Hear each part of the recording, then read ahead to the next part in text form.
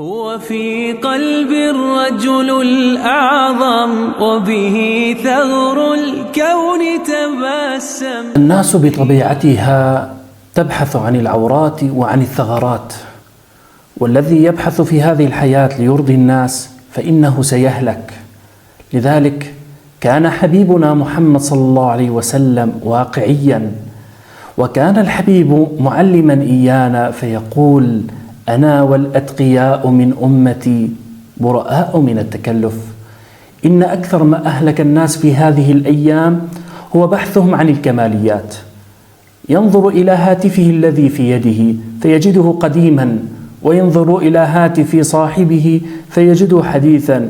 يريد أن يطور هذا الهاتف الذي عنده، ليس معه مال، فيستدين مالا ليشتري هاتفا بتقنية أحدث وبقوة أفضل، ولكنه يركب على نفسه الديون.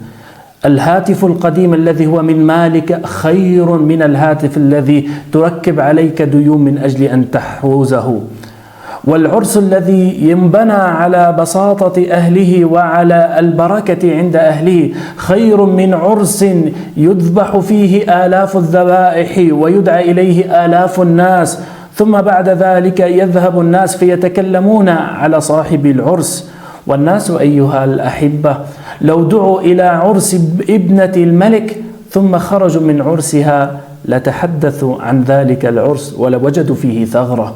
ولو أردت بناء بيت قصر وتكلفت عليه الكثير لقالوا له: إن عند البوابة هنالك أمر غير صحيح. لذلك كان الصحابة رضوان الله تعالى قد تعلموا من حبيبنا محمد فقالوا: نهينا عن التكلف، أنا والأتقياء من أمتي براء من التكلف. هكذا علمنا الحبيب محمد صلى الله عليه وسلم.